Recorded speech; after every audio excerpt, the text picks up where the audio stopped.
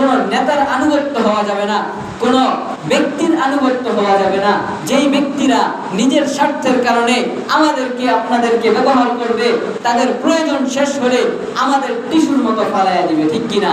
যেই সমস্ত নেতারা আজকে বাংলাদেশের মধ্যে ছিল, যারা নেতামি করেছে, যারা অহংকার করে বলেছিল বাংলাদেশ আওয়ামী লীগদের দেশ, বাংলাদেশ আমাদের দেশ, আমরা বাংলাদেশকে স্বাধীন করেছি, বাপদাদারা স্বাধীন করেছে, আমরা বাংলাদেশের রাজত্ব করব মৃত্যু পর্যন্ত, বাংলাদেশকে আমরাই চালাবো, অন্য কোনো ব্যক্তির হাতে ক্ষমতা দেওয়া যাবে না, অমুক দলকে নিষিদ্ধ করে দাও, অমুক দলকে নিষিদ্ধ করে দাও।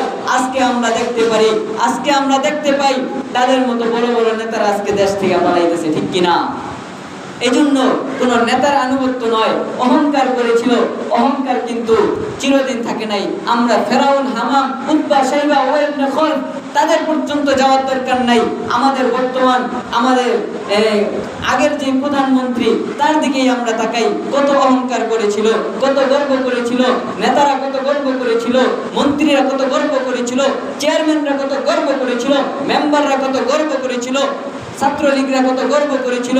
আজকে তাদের আমাদের সামনেও পাওয়া যায় না, ঠিক কিনা? আজকে তাদের ক্লাবগুলা পোড়ায় দিতেছে, বাড়িঘর পোড়ায় দিতেছে, তাদের সংসারের মধ্যে আগুন জ্বালায় দিতেছে, তাদের একটা কথা বলার শক্তি এখন তাদের নাই, ঠিক কিনা? এজন্য আমাদের অহংকার করার কিছুই নাই। দুনিয়াতে এসেছি, দুনিয়াতে চিরকাল থাকবো না।